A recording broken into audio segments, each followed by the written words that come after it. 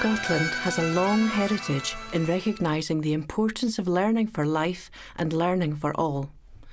Scottish children had access to education from the end of the 17th century, and by 1872 the education of children in Scotland was compulsory. Scotland has a distinguished record in being one of the early sites of nursery education. The earliest formal nursery schools were found in New Lanark, where the mill owner, Robert Owen, understood the links between supporting well-being and encouraging learning. In the early 20th century and the earliest days of formal nurseries, there was a distinction between nursery schools and day nurseries. The schools were run by teachers, the day nurseries on a welfare model by children's nurses or nursery nurses as they became known. The day nurseries took health and hygiene seriously and were there to allow mothers to work and children to experience a better environment than their home. Nursery schools took early education as their prime purpose. The view, I think, in those days was that in Scotland, nursery education has always been regarded as important, but somehow it wasn't seen as being mainstream. It was there for a purpose, and that purpose normally was to allow mothers to work. But when I went into nursery, I was very aware that the people round about me who were called nursery nurses probably knew a great deal more about it than I did. But nevertheless, it was very much the teacher who led and the teacher who directed and the teacher who did all the planning and the resourcing for the nursery. And it wasn't usual for nursery nurses, frankly, even sometimes to be asked for a view about children, their development, their learning. That was all held very much by the teacher. We were called nursery nurses, and historically nursery nurses were girls who were encouraged, and I say girls because it was mostly girls then, were encouraged to take up nursery nurse training if they weren't particularly academic. The staff that were in the school was led by a teacher, and then there was myself as a nursery assistant, and really I was literally an assistant. I was washing paint pots and tidying up cutting paper and assisting and being directed by the teacher. As the profession developed, nursery nurses became more and more aware of the significance of their role in the development of children in their earliest and most vulnerable years. Yet they had few opportunities for professional career development. In time, this tension led to frustration, industrial disputes and a strike. First and foremost, it was a response to quite a protracted dispute that there was across local authorities in Scotland. There was nowhere for these people to go. They were very motivated people, very intelligent people, but there was no career development opportunity for them unless they wanted to leave the profession and retrain as teachers or retrain as social workers or community education workers or the likes. So there were two issues. One was pay, but it wasn't really about pay, it was more about opportunities. The Scottish Government response to the strike was to undertake a consultation on career pathways and career development opportunities for nursery nurses. One of the things that the sector said was they needed a career pathway that put them on a par with other professions. And the way to get on that par with other professions was to develop a degree. How has the Scottish Government supported the strengthening and development of the early years work in Scotland? They took a leap of faith and understood that the best outcomes for children come from the best qualified staff. And so one of the things that they very much agreed to and required the SSSC to do was to change the qualification requirements for leaders and managers to a degree-based qualification. The Scottish Social Services Council was established by the Scottish Government to improve the professionalism of the social service workforce in Scotland and to protect those who use social services. It's responsible for the regulation of social service workers and the promotion of professional education and training. There are 40,000 workers in early years in Scotland, and many of them are part of the social service workforce. Why was regulation introduced for the early years workforce? Following the Way Forward with Care, which was a consultation that happened in the late 1990s, the public in Scotland were asked if regulation should only be for social workers, and overwhelmingly the answer came back absolutely not, because of the vulnerability of others, and that was including people who receive adult social care, but also children.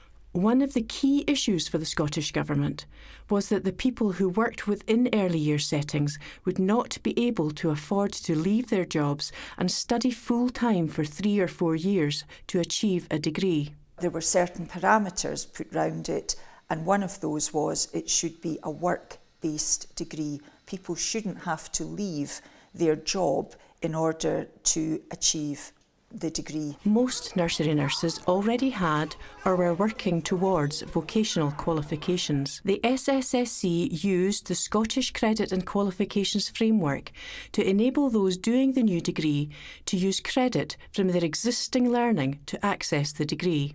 Some have also been able to use this framework to generate additional credit from their day-to-day learning experiences. The Bachelor of Arts in Childhood Practice was introduced as an early years degree-level qualification, but its introduction was controversial. We have to be clear about what childhood practice does and what it doesn't do, and it absolutely isn't about the pedagogy of teaching. It isn't about the praxis of teaching. It is about early years. It's about interprofessional working. It's about children, their development and their learning, but it's not trying to take over from teaching. I went into the BA Childhood Practice kicking and screaming, to be honest. I had to do it, obviously, but with being a manager I had to do it. I think it was quite scary to begin with. When I first registered, I had the relevant qualifications. So I was classed as a qualified manager, and then they changed the criteria and the childhood practice degree was developed in there for access. Again, initially, I didn't think I was capable of doing an academic degree because I hadn't been to college or university and hadn't really done further education. The content of the childhood practice degree was influenced by the significant progress in our understanding of brain development and child development in young children.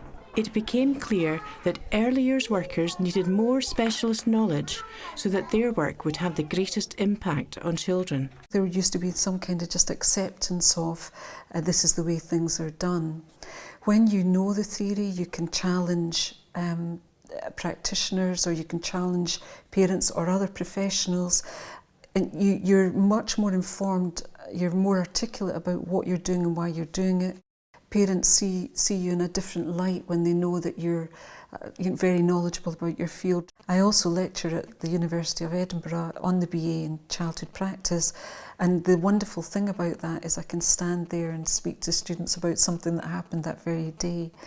So I'm not an academic separate from practice. I'm somebody that works with children on a daily basis, and I know the theory as well. It is still in its infancy, but already there appears to be evidence that the degree programme is influencing the early years workforce. Do you see yourself as a leader in early years? I do now, and it wasn't something I ever even considered beforehand. And I consider myself a leader because I drive things forward in the nursery. I establish the aims, I look at what the vision of the nursery is, I look much closer at what we're doing to try and understand whether we're going in the right direction or not. And I like to think that I cascade learning. I go and research things and bring it back into the nursery. Yes, I do. I do think of myself as a leader. Tell me what that means for you. I think for me, being a leader, it's about empowering others. I see myself much more as a leader than a manager, and I think through doing the degree it's made me look at that in more in depth. While the degree programme may be influencing the early years managers and practitioners who are undertaking it, there is also evidence that it's having a positive impact on children. One of the things that it does in terms of improving outcomes for children means that there is a certain consistency, but also there are skills that have been developed that people perhaps didn't have before in early years. Their understanding of children is very, very important, and ultimately that has to lead to better outcomes for children because people are working collaboratively to make sure that children are not receiving fragmented services. I did research on self-assessment in the nursery, and what that happened to me was it helped me understand the children's ability to be completely and actively involved in their learning, that they had so much more to say than I thought previously, that they were worth listening to, that they knew what they wanted, and that they had that right. How do you know you're making a difference to children's lives? I think if I look at the children I've got now compared to 10 years ago, they're much more confident. Their verbal skills have come on hugely because they're given the opportunity to voice their opinions and talk freely. Their math skills completely different because we're doing it completely across the curriculum. So their total learning has changed completely in the last 6-7 years. There is growing evidence that the degree is not just being completed by those who need a degree level qualification for their job role. Practitioners and employers are seeing it as a way of improving practice through work-based learning for everyone in the early years setting. I chose to go and do this degree, and I was motivated by the changes that there were, and also because I wanted to be on top of what I was doing. I wanted to give the best to everybody and also make sure that I was doing my best. So I'm in a position now where, having done the degree and working in a nursery class, and I actually can't see how I would have managed to run a curriculum in a nursery class without having done the degree. I would want to see every practitioner with the BA childhood practice. It has been important that early years managers have set the direction and are leading by example for the workforce. Do you think that you can influence policy development in early years? Yep, definitely. I think now having the confidence to look at the different documents that's out there, or the consultation documents that come out, and have an input. I now feel confident that I can input into these policies, and I know how they fit in to early years in the work that I do, and how I can influence that by making suggestions where I think, I don't know if that really fits in with what we do or how it can make a difference, but given my input, yeah, I think I can definitely. I think the word confidence is used quite a lot, but I think it's understating what happens to people when they undertake the degree. Certainly for me, it's given me self-belief and courage and respect, and I mean self-respect. But I think when I started down this path, respect for myself and the profession maybe perhaps wasn't there. Whereas now, that respect is definitely there, and I know that the role that I have is valuable and it's important. I make things happen for these children to reach positive outcomes. And the courage element, that helps you go and access the right advice, the right help, and maybe ask some difficult questions of people. The early years workforce is employed across a range of education and care settings. Before the introduction of regulation, they didn't have a sense of having a collective identity, although their job roles were largely similar. Certainly within the local authority sector, where nursery workers were used to working with regulated professionals, it's very much given them a sense of a particular identity. But as regulation has been rolled out into the private and voluntary sector, it has become something that people see as important. What I think it's done for me is helped me realise that I'm not the only one, that there are far more of us, that there are other people who are just like me, working in different sectors. And I think that's the main point, that I don't feel alone. that there are a lot of us now. The introduction of a standard qualification base linked to job roles has made it easier for employers and workers to see how they can move across the different employer groups and further develop their opportunities and careers. When you left school, did you think you would ever be here? No, never. Nope. For me, a degree was somebody who was really clever and was very academic. I left school and I did have my old grades, but being academic, it was like, it wasn't something that I thought I could ever do. So no, I thought it's quite an achievement. As well as influencing their collective identity, early years practitioners and managers believe that regulation has provided a framework to support the development of early years practice as a profession. Do you see the early years workforce as a profession? I absolutely do. I think it has developed very much as a profession since regulation, but I think that having the standard for childhood practice has galvanised the profession. It actually has helped those people outside the profession to see and to understand what it is that early years workers do, because they are not teachers. They're not social workers, they're not nurses. Early years professionals work with children sometimes from as young as early as 12 weeks, right up to age 5 and sometimes beyond that. They're almost a universal service now for children. They are probably the professionals that young children see more than any other professional. For me, it's a positive.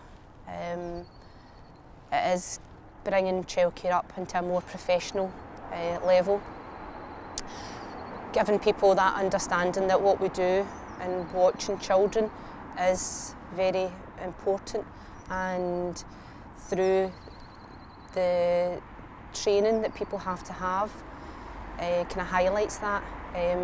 The standards that are kind of outlined by the SSSC makes people realise that it's not just about looking after the kids, it is about taking it seriously, and it has definitely improved and has improved for the best. But the achievement of qualifications is only half the story.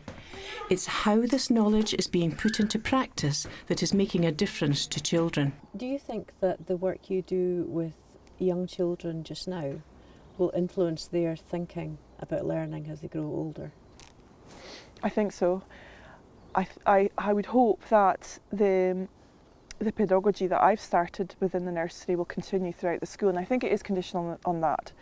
The children I know currently go up to primary 1 or primary 1-2 and are bringing those skills of reflection with them, and they have continued on to writing learning logs, which the school have adapted, and they've looked at what we have done in the nursery to see whether they could take that active learning element further into the school.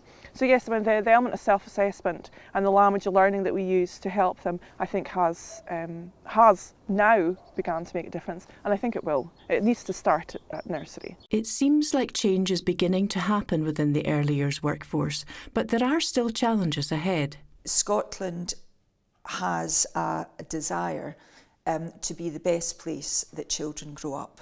I think that would be absolutely fantastic. I think Scotland can be the best place for children to grow up, but I think that we need to understand the professional contribution that everybody makes. So I think there's something there for me about what we do here is still of great value, and trying to almost convince some people of that. But I do think it's changing, and I think we're starting to see a difference. And I think for me, one of the big things that I work on all the time is trying to help people, enable them to believe in themselves and the difference that they can make. Especially with some of the teachers as well, being based within schools, giving them an understanding of what we do is really important in children's lives, and how we can help them in some of the stuff that they're doing within schools. We can mirror that and have a collaborative approach to children's learning. The value that we are recognising in ourselves is recognised nationally by the parents, just by, I mean, I think it is already happening, but it's going to take a length of time for it to filter through to the public. The image of the early years worker is still somebody who washes paint pots. Our children are Scotland's future, so it is only right that we invest in them and make sure that the most vulnerable children have the same life chances as everyone else. The early years workforce is making a significant contribution to making a difference to those children. The Scottish Government didn't attempt to create change by insisting on a degree-level entry into early years work, but by focusing on releasing the capacity already within the workforce. This growth and development from within demonstrates a commitment to building on the assets of the workforce we already have, and has resulted in the growth of professional identity and knowledge, which could be seen to be the new way in which professions could be encouraged to develop. This is a story about a workforce who influence change and continue to do so. This is the workforce that we want to be influencing the development of our children. I have never ever been in any doubt about the power of play. Children learn through play. And if we don't present children with play, then we're denying children the opportunity just to be who they are. So it's about the people working with children having the right sort of imagination, but also having the right sort of understanding about how play can be organised and be adapted so that it meets what the children need.